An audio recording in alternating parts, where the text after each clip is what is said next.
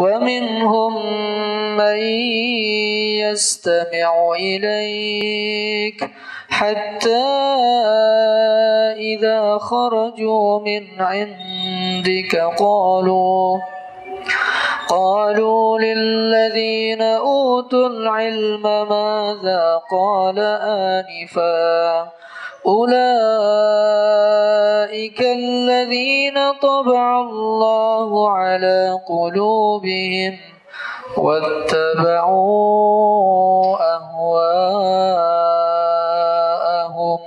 إن الحمد لله نحمده ونستعينه ونستغفره ونعوذ بالله من شرور أنفسنا ومن سيئات أعمالنا من يهده الله فلا مضل له ومن يضلل فلا هادي له أشهد أن لا إله إلا الله وحده لا شريك له وأشهد أن محمدا عبده ورسوله الذي لا نبي ولا رسول بعده فقد قال الله تعالى في القرآن الكريم أعوذ بالله من الشيطان الرجيم فلما نسوا ما ذكروا به أنجينا الذين ينهون عن السوء وأخذنا الذين ظلموا بعذاب بئيس بما كانوا يفسقون صدق الله العظيم. Segala puji dan syukur kita panjatkan kehadirat Allah Subhanahu wa taala atas limpahan nikmatnya, rahmatnya dan hidayahnya. Di siang hari ini kita bisa kembali menunaikan ibadah Jumat. Semoga telah diterima, dicatatkan dan dilipat gandakan pahalanya di sisi Allah Subhanahu wa taala. Semoga juga menjadi penghapus dosa. Amin ya rabbal alamin. Fa inna asdaqal hadits kitabullah wa khairal hadi hadi Muhammad sallallahu alaihi wasallam wa syarrul umuri muhdatsatuha inna kulla muhdatsatin bid'ah wa inna kulla bid'atin dhalalah. Faya ayyuhal hadirun ittaqullaha haqqa tuqatih wa la tamutunna illa wa antum muslimun. Amma ba'du. Hadirin sidang Jumat rahimakumullah. Di saat-saat negeri kita didera banyak bencana, berderet-deret bertubi-tubi bencana di berbagai tempat. Saya kira sangat relevan untuk saya sampaikan sebuah tema di khutbah Jumat yang singkat ini, yaitu beragam cara menghalau berbagai bencana sesuai informasi Al-Quran dan As-Sunnah. Sesungguhnya Allah Subhanahu wa taala begitu sayangnya kepada umat manusia, terutama kepada umat Islam, sehingga kalau kita telusuri dalam Al-Quran dan dalam hadis-hadis sahih, banyak sekali Allah memberikan informasi, Rasulullah memberikan petunjuk tentang bagaimana cara menghalang, menghadang dan menghilangkan bencana ketika bencana itu sudah terjadi. Akan saya sampaikan beberapa saja di antaranya. Yang pertama, cara mencegah atau menghalau bencana itu adalah berhentilah berbuat syirik.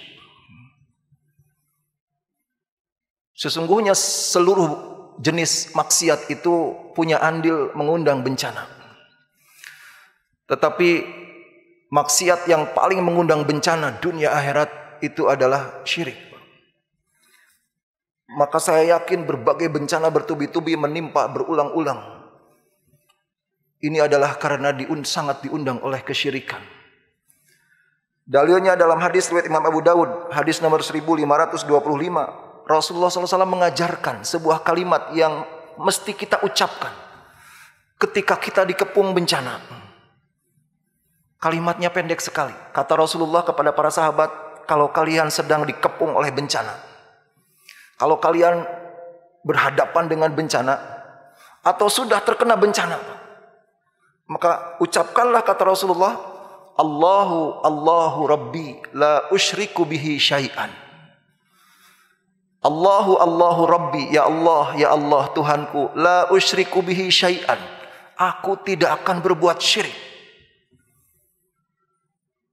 Ini kalimat yang harus banyak diucapkan ketika banyak bencana seperti ini. Allahu Rabbi la usyriku bihi syai'an. Ya Allah Tuhanku, aku tidak akan berbuat syirik. Dari kalimat ini kita menjadi paham bahwa maksiat yang paling mengundang bencana adalah syirik. Maka sungguh kekeliruan sangat besar apabila sebuah negeri sudah didera bencana bertubi-tubi, bencana alam berderet-deret, tetapi di negeri tersebut kesyirikan tidak ada upaya untuk dihentikan. Kemusyrikan malah didukung.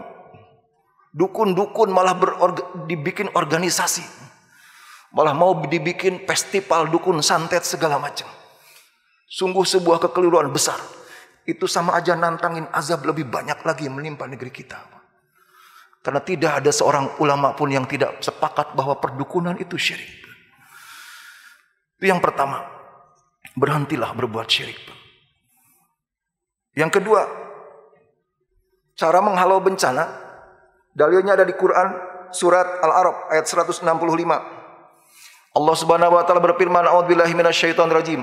Falamma nasu ma dzukiru bihi anzainal ladina yanhauna 'anis su wa akhadnal ladina zalamu bi'adzabin ba'isin bima kanu yafsukun." Dan ketika Allah berfirman, dan ketika mereka melupakan apa yang diperingatkan oleh Allah. Dalam artian mereka sebuah kaum banyak berbuat dosa, melupakan peringatan Allah, begitu. Maka kami akan azab orang-orang yang zalim itu dengan azab yang sangat keras.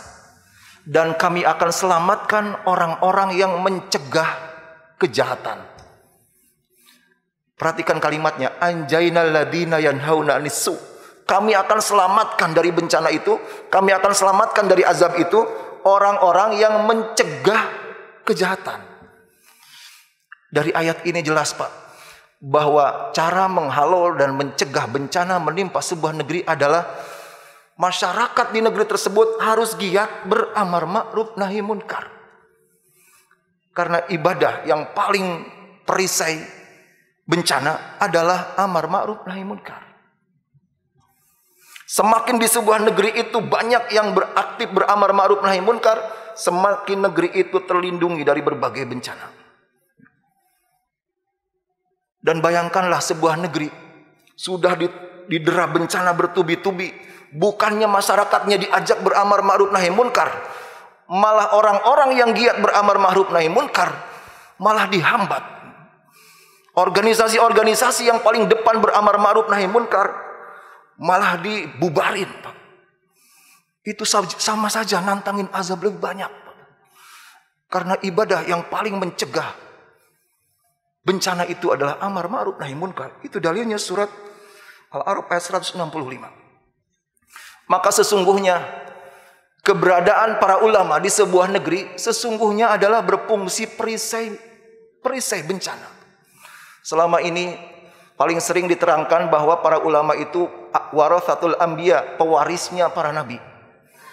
Memang betul hadisnya sahih. Ulama itu pewarisnya para nabi, mewarisi ulama dari Rasulullah, mewarisi ilmu dari Rasul, kemudian disampaikan kepada umat. Itu juga betul. Tapi ada lagi fungsi ulama yang gak kalah pentingnya, yaitu apa? Perisai bencana. Kenapa? Karena yang paling depan beramar ma'ruf nahi munkar siapa lagi kalau bukan para ulama, para dai, Pak. Maka dalam surat Hud ayat 114 Allah juga berfirman, a'udzubillahi minasyaitonir rajim, wa ma kana rabbuka liyuhlikal qura bidzulmin wa ahluha muslihun.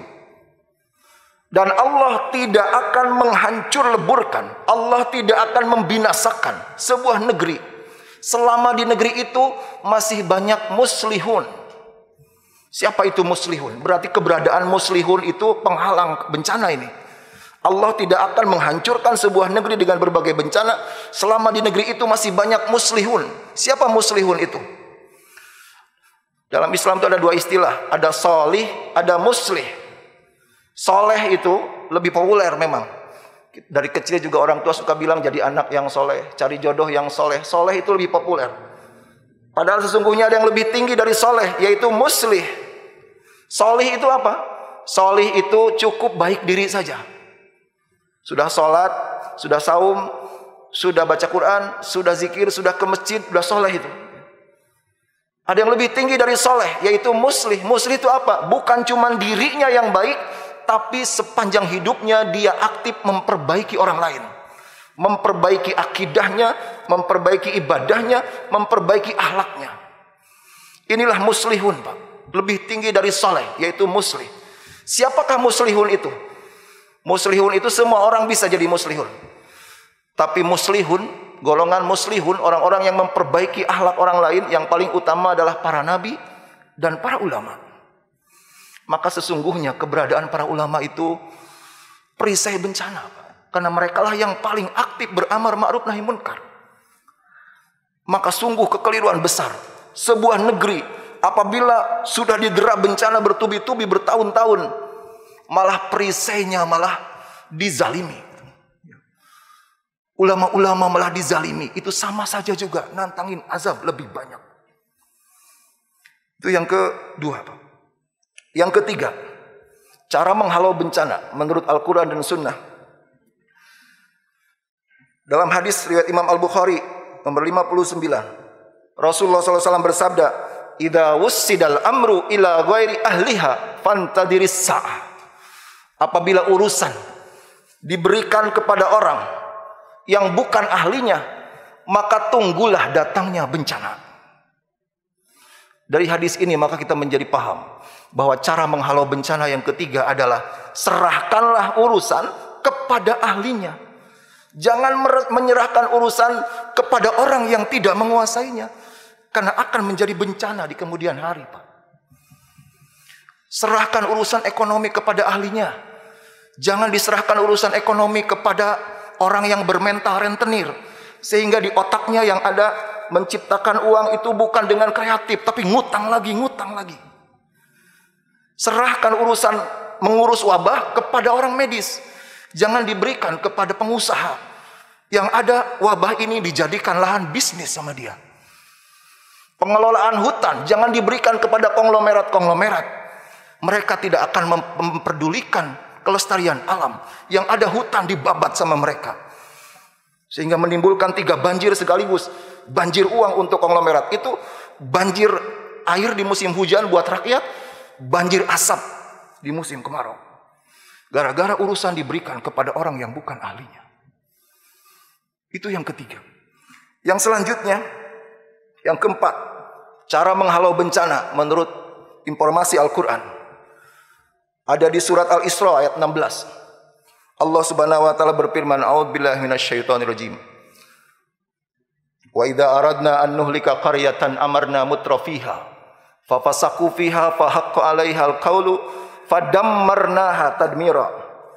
Apabila kami berkehendak menghancurkan sebuah negeri, maka kami sampaikan kebenaran kepada para petinggi, para penguasa di negeri tersebut. Tapi mereka malah berbuat kefasikan di negeri tersebut. Dan apabila para penguasa itu telah berbuat kefasikan, telah berbuat kezaliman, maka akan datanglah keputusan kami kepada negeri itu. Fadammarnaha tadmiro. Kami akan hancurkan negeri itu sehancur-hancurnya. Tidak ada kalimat ancaman azab yang lebih keras daripada ayat ini, Pak. Karena kalimatnya fadammarnaha tadmiro. Kami akan hancurkan negeri itu sehancur-hancurnya. Jadi menurut ayat ini, Pak, kalau sebuah negeri ingin berhenti didera berbagai bencana, maka masyarakatnya harus berjuang agar kekuasaan tidak sampai jatuh dipegang oleh orang-orang zalim. Karena biang kerok segala bencana itu adalah kekuasaan yang zalim. Sesungguhnya saya tidak mengatakan bahwa kemaksiatan, kezaliman yang dilakukan oleh rakyat jelata tidak ikut mengundang bencana. Sama saja. Seluruh maksiat itu siapapun pelakunya punya kontribusi mengundang bencana. Tetapi menurut ayat ini, kemaksiatan, kezaliman, kemungkaran yang paling mengundang bencana adalah apabila pelakunya para penguasa. Maka berjuanglah menghentikan kezaliman penguasa. Berjuanglah agar kekuasaan tidak jatuh dipegang oleh orang-orang zalim. Hadirin yang dimuliakan Allah. Kemudian yang kelima, cara menghalau bencana adalah amalkanlah ayat-ayat penghalang bencana. Sebarkan seluas-luasnya di media sosial bahwa ada ayat-ayat tertentu yang sangat menghalang bencana, Pak. Kalau dalam jumlah besar rakyat di negeri ini mengamalkan, maka insya Allah akan menghalang bencana itu. Surat apa, ayat apa yang merupakan tolak bala itu, yaitu 3 surat terakhir di antaranya. Al-Ikhlas, Al-Falaq, An-Nas. Rasulullah SAW dalam hadis riwayat Imam Abu Dawud mengatakan, barang siapa man qara'al mu'awwidzat kulla sabahin wa masa'in wa lailatin thalatha marrat takfihi min kulli syai'. Barang siapa membaca surat Al-Ikhlas, Al-Falaq, An-Nas setiap pagi, setiap sore, setiap malam, diulang 3 kali, maka cukuplah 3 surat itu sebagai perlindungan dari bencana. Maka amalkanlah. Sesungguhnya banyak, Pak. Cuman karena waktu singkat saya sampaikan itu saja. 3 surat ini sangat menghalangi bencana. Barakallahu li wa lakum bil ati wa dzikr.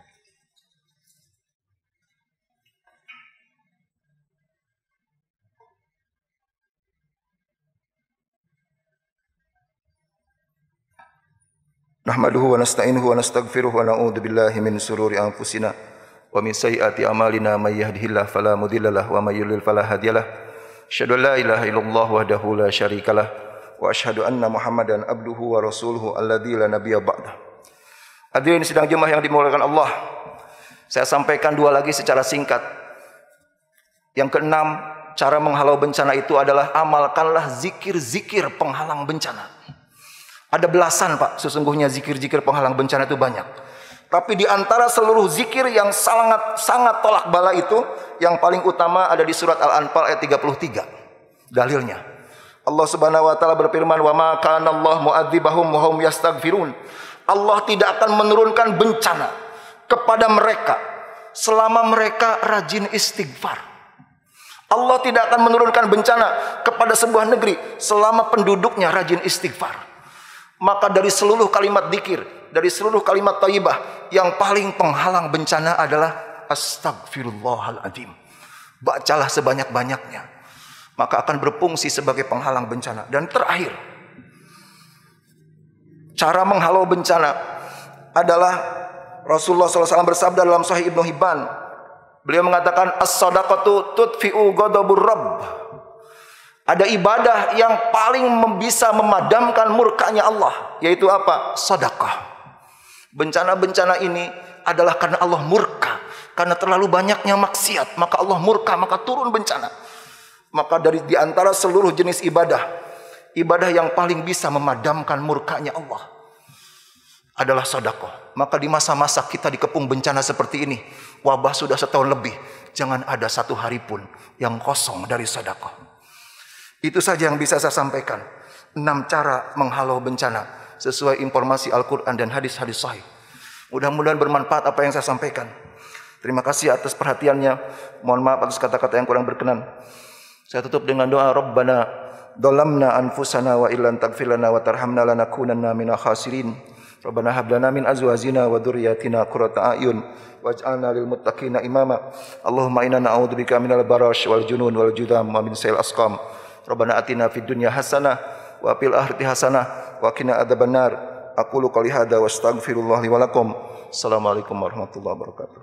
والذين اهتدوا زادهم هدى وآتاهم تقواهم